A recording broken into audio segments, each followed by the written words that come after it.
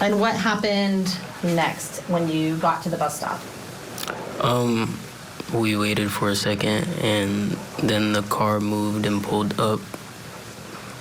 And then I asked Noah, my friend, if there was if somebody was coming out of the car, and he said yes.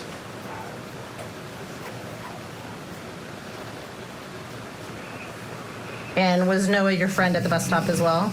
Yes. May I republish number 2, please, Your Honor? May I get to number 2? Isaiah, when you say you saw the truck move from the location about where the cursor is right now, that's where you had ended before, first of all, where's the bus stop on this map? At the bottom left. Okay, is that where the little blue icon is? Yes. Okay. And where did you see the truck move to? And go ahead and use the cursor again to indicate where you thought you watched the truck move to. Whereabouts? I seen it move closer to the bus stop. Okay. In front of the bus stop. And so are you talking, I'm going to use my finger, are you talking in this set of stalls down here? Yes, ma'am. Or over here? More towards right there, yes. Okay. So somewhere in this section on what I would say is the bottom left-hand corner set of stalls of that photograph. Is that correct? Yes, ma'am. Facing Mullen Road, parallel? Yes, ma'am. Okay. Thank you. So you told Noah, he said yes, that someone was coming out of it. Did you tell Fatima? Yes. Okay. At some point, did you see if the dad was coming out? Yes, I peeked. You peeked? Yes. What do you mean by that? We were next to the Timberline sign waiting for the bus. And we were kind of next to it, behind it, so I kind of peeked over. And then when you saw him, did you stay at the sign or did you move? We moved closer to the bus stop.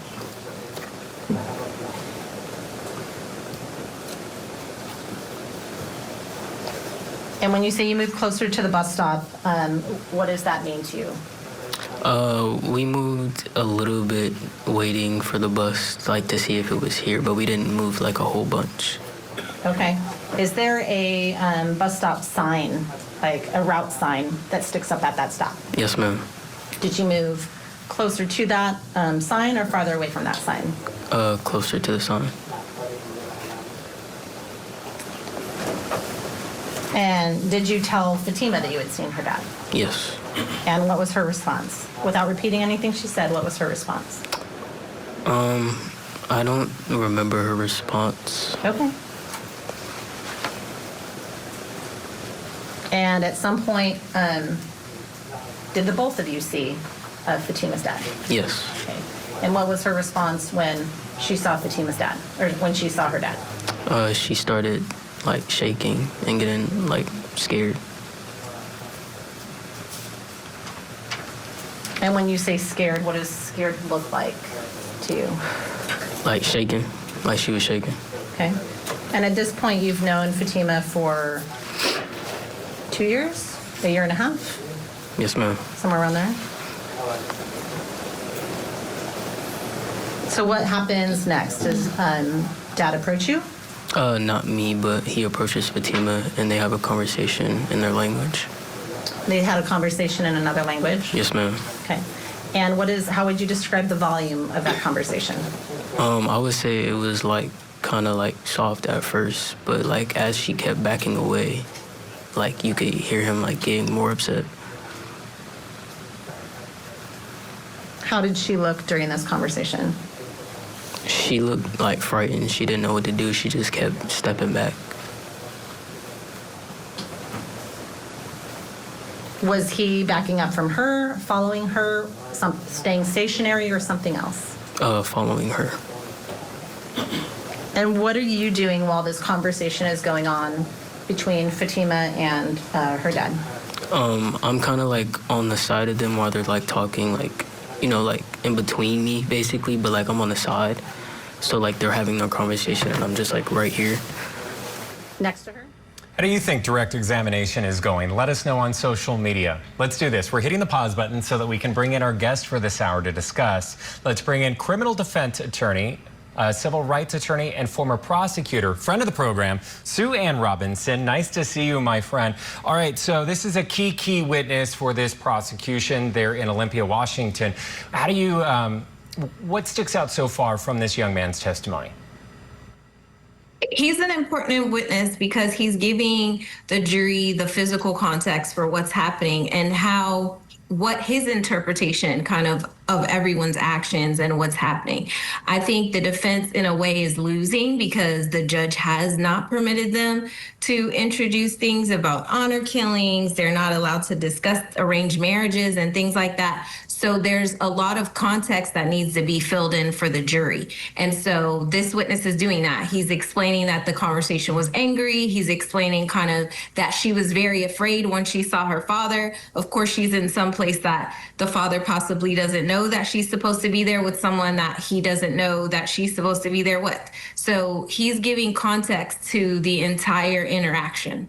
Sue Ann, what do you take away from some of his testimony in which he's talking about the father appearing to get more and more angry because the daughter, if you want to put it this way, is kind of being defiant. She's not listening to her father. He wants to take her home. She doesn't want to go. So at first he's appearing calm and then getting more mad as the time goes on.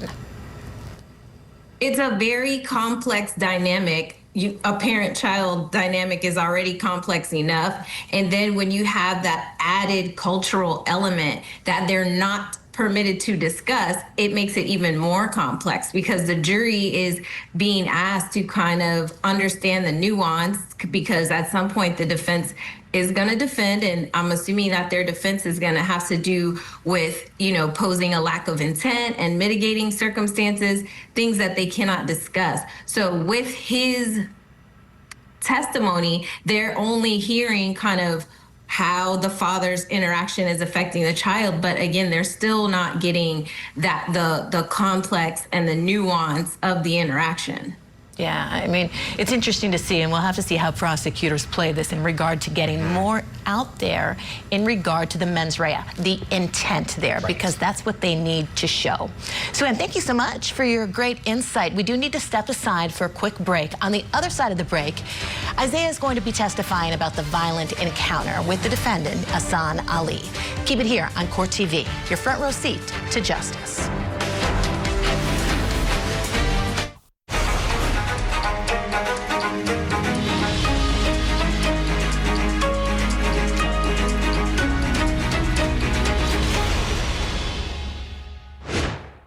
Did you see how her mom was grabbing her? She was grabbing at her by her shoulders, kind of everywhere, just trying to get a grip on her so that she could get her out of my arms. Okay.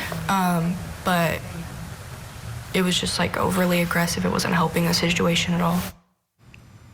Welcome back. This is Court TV Live. I'm Matt Johnson, in today for Judge Ashley Wilcott. And I'm Kelly Craft, and I'm in for Michael Ayala. We appreciate you being with us today. And we are bringing you testimony from day 3 in the attempted honor killing trial that's taking place in Washington State.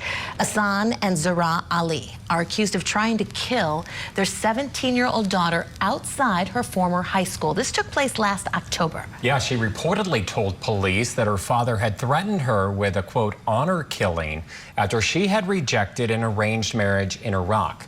But jurors won't be able to hear that part of the story because the judge has ruled that the use of those terms, honor killing and arranged marriage, is too prejudicial. We do want to get you back into the courtroom now. More testimony taking place. The victim's boyfriend, Isaiah, he has been testifying about what happens leading up to the violent encounter. Are you comforting her in any way? Yes, I'm rubbing her back. Why were you doing that? Because I knew how she felt. Had she talked to you about how she felt? Yes.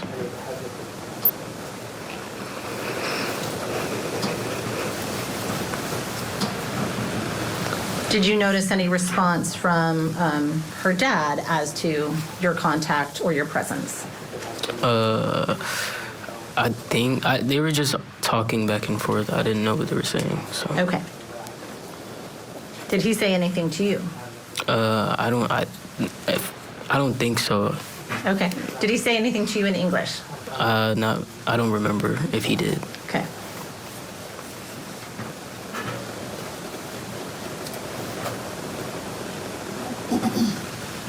What happens next? We're walking closer to the bus stop, and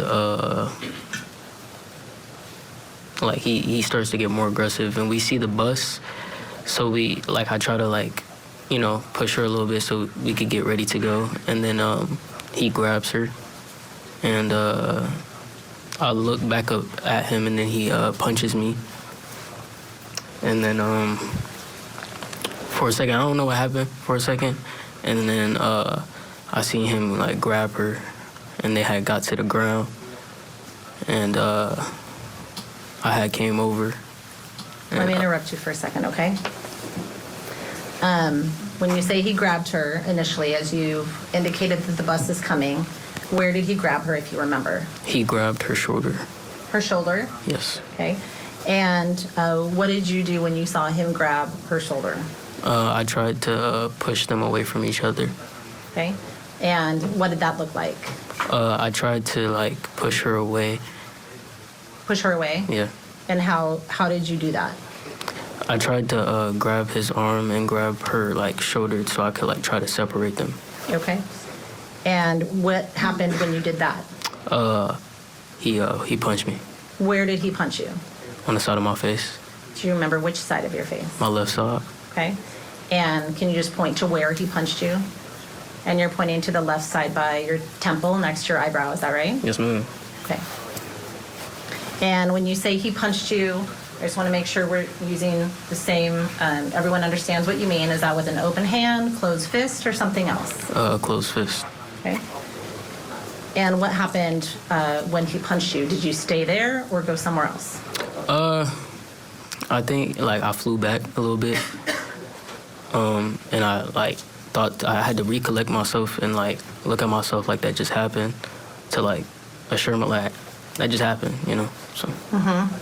And so you said you had to recollect yourself. Is Fatima's dad bigger than you, smaller than you, same size as you, or something else? Bigger than me. Did you end up with any injuries as a result of that punch? Maybe a little headache. Okay. Did you have any abrasions, scrapes, scratches? Oh my goodness. Scrapes, scratches, bruising, swelling, or anything like that you remember? No, ma'am. Okay.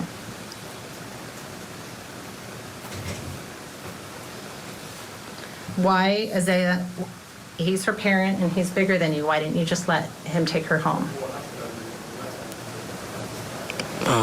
Because he didn't want to take her home. And so you didn't believe he wanted to take her home? No. Okay.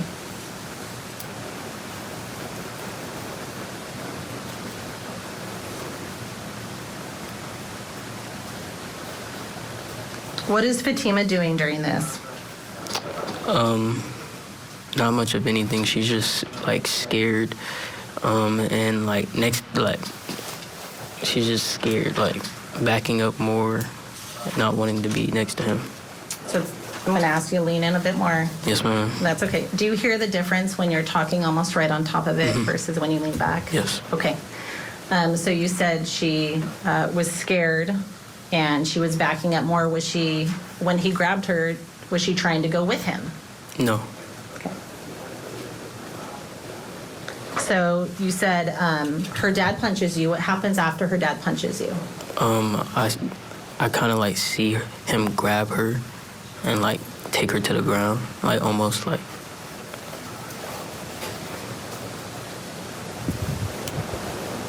Okay, what does that look like when you say you see him grab her and take her to the ground? Does he make it all the way to the ground, or is he on his way to the ground?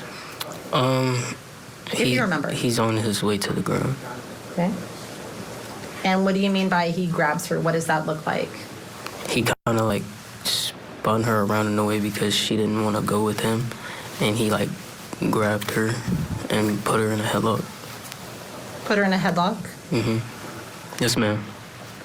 What does a headlock mean to you? When you say a headlock, what does that look like? Like just strangling her, just having her, like having his hands around her throat. Okay. His And you're forearms. saying hands. I just want to make sure the record is clear. You're demonstrating with your arms around, but you're saying hands. Do you mean her hands, or do you mean her arm? Or excuse me, do you mean his hands? We do need to take a break, but first, this quick programming note. The father of the Connecticut teen killed by Raul Valley is speaking to Court TV after the verdict. Will the defendant, Raul Elia Valley, please rise and face the jury? Do you find the defendant guilty or not guilty? Not guilty. We brought you the Preppy Party murder trial and the defendant's acquittal on the top charge of murder last week. Now, the father of 17-year-old James McGrath is opening up about the not guilty verdict and newly amended lesser charges. Kevin McGrath is demanding justice for Jimmy and revealing more about his son. Watch the interview tomorrow morning on Opening Statements with Julie Grant at 8 a.m. Eastern. It'll be one not to miss. We do need to take that break right now. When we return, Isaiah testifies about the defendant's demeanor during the attack and how he was trying to get Ihsan Ali off Fatima. Keep it right here on Court TV Live, your front row seat to justice. Tonight on Closing Arguments, a shocking attack caught on video. Two parents on trial for choking their daughter in an alleged honor-killing attempt. We're diving deeper into today's testimony. Closing Arguments, tonight at 8/7 Central, only on Court TV. Donna Adelson is facing charges of murder, the death of her former son-in-law. Now that Donna has turned into a defendant, what's next for the Adelson clan? The Matriarch Mastermind murder trial. Live coverage this August on Court TV.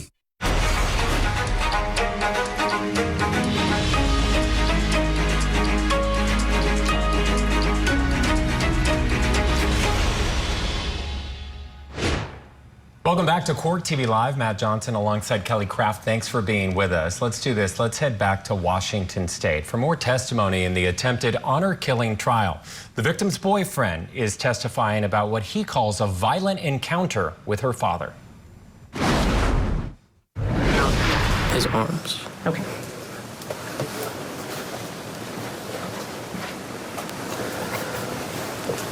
What happens? What happens next? What do you do next?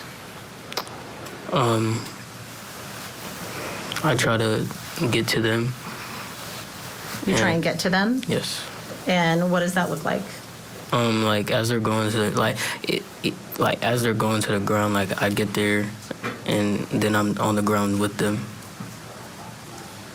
And is he in front of her? Is he behind her? Something else? In my vision, he was on his side, and she was in front of him. Okay. And then what happens? I start punching him as he's choking her, and other people around me are trying to get him off of her.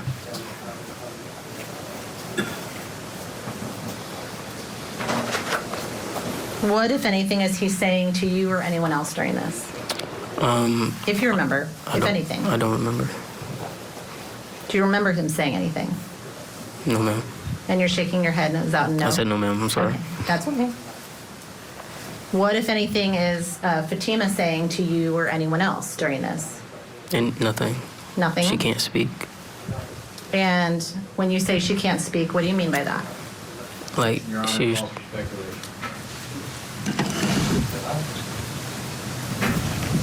I'm going to sustain a step form of the question. When you say she can't speak, what are you seeing that makes you think she can't speak? She's gasping for air, trying to grab his hands off of her throat. You said she's gasping for air and trying to grab his hands off of her throat? Yes, ma'am.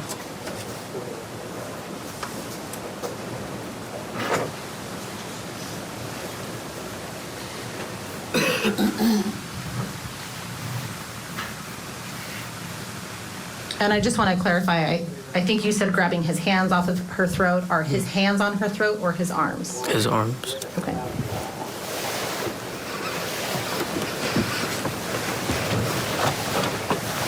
How would you describe Fatima's dad's demeanor during this? Meaning, what did he look like to you? Did he look like it was relaxed, happy, sad, mad, something else? How did he appear to you? He looked angry. He looked angry? And you said you ended up on the ground with them, is that correct? Yes, ma'am. And you indicated you were punching him, is that correct? Yes, ma'am. Where are you punching him? In the top of his head and on the side of his face. Okay, why are you doing that? To get him unconscious, to get him off of her. Was that successful? Did that work? Yes, ma'am. He let her go because of your punching? Yes, ma'am. Because of your punching or because of other people? Because of my punching. What's your objection, Mr. Katie? Ask and answer. Overruled. Did Fatima's dad hold on to Fatima while you were punching him? Yes, ma'am. Okay. And what's he doing while you're punching him? Still choking her. You're gonna have to speak up, I'm sorry. Still choking her. He's still choking her.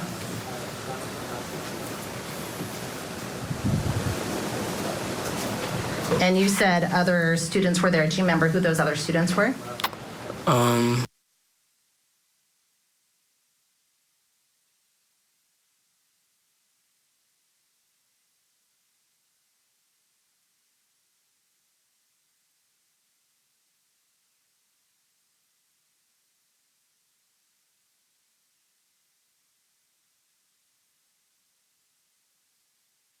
Okay. Do you remember if any adults showed up? Yes. The bus driver has showed up.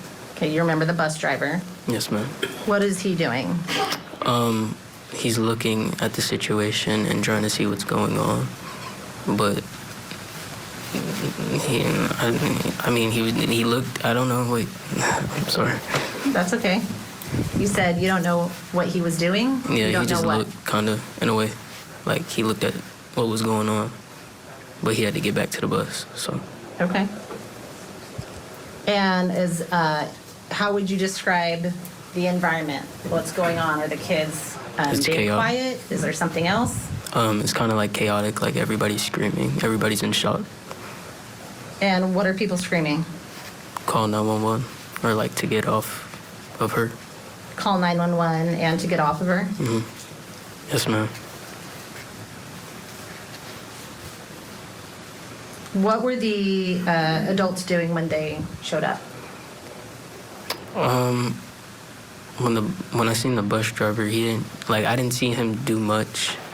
Like, he looked at the situation. I don't really remember. You don't remember? Do you remember if any other adults showed up on scene? I think so. Like at the end, like of the end of the choking. Okay. Do you remember what that individual looked like? No, ma'am. Okay. Did Fatima's dad, if you remember, have anything else wrapped around Fatima besides arms, if you remember?